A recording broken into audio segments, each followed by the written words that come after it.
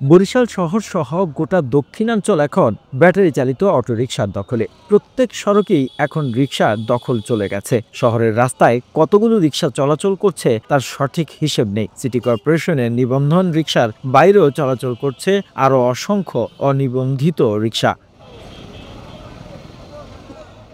এখন আরামদায়ক ও পরিবেশ বান্ধব এই যানটি নগরবাসীর বিরক্তির কারণ হয়ে দাঁড়িয়েছে। এক কথায় বলা যাচ্ছে অবৈধ রিকশার সয়লাভ নগরী। শুধু তাই নয়, দিন যত যাচ্ছে ততই বেপরোয়া হয়ে উঠছে এই ব্যাটারি চালিত অটো চালকরা।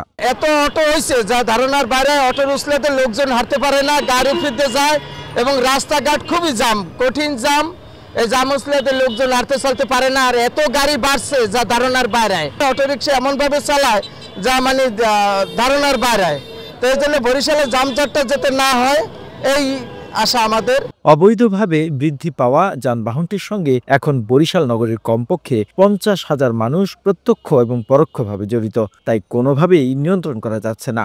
আনারি লোকজন গাড়িগুলো চালায়, যে কোনো সময় অ্যাক্সিডেন্ট হয়, এর গায়ে উঠাই দেয়, ওর গায়ে উঠাই দেয়। এই হলুদ অটোতে অনেক মানুষের মৃত্যু হয়েছে, অনেক মানুষ পঙ্গু হয়েছে, অনেক মানুষ ক্ষতিগ্রস্ত হয়েছে, ঠিক আছে, এবং অব্যবস্থাপনা সোজা কথা। এইটা আমি ট্রাফিক যারা দায়িত্বে আছে তাদের আমি বলবো যে এটা এই রকমের লাইসেন্স চিন্তা ভাবনা করে দেবে। এই শহরে কতটা গাড়ি ধরতে পারে, ঠিক আছে, সিটি কর্পোরেশন আছে, মিল্লা তারা একটা পরিকল্পনা করিয়া কিছু গাড়ি বাতিল করে দিলে তাইলে এই শহরে এই যানজটটা হবে না। বেপরোয়া গতিতে চলা ব্যাটারি চালিত রিকশা এবং অটোরিকশা প্রায় ঘটছে ছোট বড় দুর্ঘটনা। প্রথম দিকে নগরের বিভিন্ন অলিগলিতে চলাচল করলেও এখন মহাসড়কে নিয়মিত দাপিয়ে বেড়াচ্ছে এসব অটোরিকশা। এতে একদিকে যেমন বিদ্যুতের অপচয় হচ্ছে, অন্যদিকে বাড়ছে রিকশার অপরাধ। এই চালকদের বিরুদ্ধে ট্রাফিক আইনের তোয়াক্কা না করা, যাত্রীদের সাথে খারাপ আচরণ, জোর করে বাড়তি ভাড়া আদায়, মাদক সেবন করে যানবাহন চালানো, ভ্রাম্যমাণ মাদক বিক্রেতা হিসেবে কাজ করা সহ অসংখ্য অভিযোগ পাওয়া গেছে। হলুদ অটোর জন্য আমাদের যানজটের একটা সমস্যা। রাস্তাঘাটের আগের যে চিরচেনা রূপ ছিল বরিশালে ওই রূপটা নাই, এবং আমাদের ওই যে বর্তমানে যে রিক্সাগুলো আছে ওইগুলো ইঞ্জিন লাগানোর কারণে অনেক সমস্যা হয়, যার কারণে রাস্তাঘাটে যানজট হয়। বিশেষ করে হাতামালি কলেজ চৌমত একটা গুরুত্বপূর্ণ জায়গা।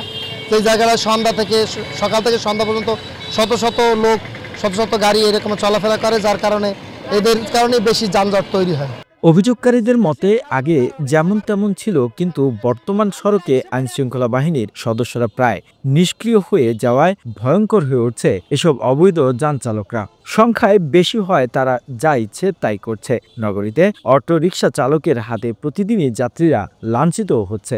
এই যে হলুদ অটোর কারণে মনে করেন পরিবেশ দূষিত হয়, তারপর যানজট বাজে, তারপর একটা মনে করেন নিউটন লইতে গেলে কোনো সিগন্যাল নাই, কিছু নাই, পট করে ঘুরেই ফেলায়, অ্যাক্সিডেন্ট হয়, দুর্ঘটনা ঘটে, অজ্ঞ কোনো লাইসেন্স নাই, কিছু নাই, তারপর ওরা অবৈধভাবে চলাচল করে। কিছু বললেই আন্দোলনের নামে সড়ককে তৈরি করছে বিশৃঙ্খলা। তাদের বিরুদ্ধে কঠোর না হলে সমস্যা প্রকট হয়ে উঠবে বলে মনে করছেন বরিশালের সচেতন মহল। তো হলুদ গাড়ি এ তো কোনো নিয়মের ভিতরেই নাই, রাস্তাঘাটে অহরহ মোড়ে মোড়ে তারা জাম সৃষ্টি করে।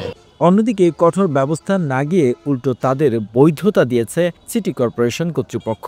নগরীর 10,000 অটোচালিত অটোরিকশা চললেও সিটি কর্পোরেশনের তালিকাভুক্ত মাত্র 7,610টি। 5 আগস্ট দেশের পট পরিবর্তনের পর নিয়ন্ত্রণের বাইরে চলে গেছে অবৈধ যানের চালকরা। এরা যা ইচ্ছে তাই করে বেড়াচ্ছে প্রতিদিন। বিগত এক সপ্তাহে নগরীর বিভিন্ন স্থানে অটো চালকদের হাতে যাত্রীদের লাঞ্ছিত হওয়ার একাধিক অভিযোগ মিলেছে। সচেতন মহলের মতে অবৈধ এই যানটি যেমন ঝুঁকিপূর্ণ তেমনি নিয়ন্ত্রণহীন। বৈধের তুলনায় অবৈধ এবং সংখ্যা 3 গুণ।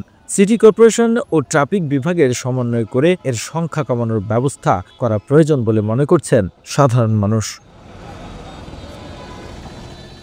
The news Bangladesh desk report.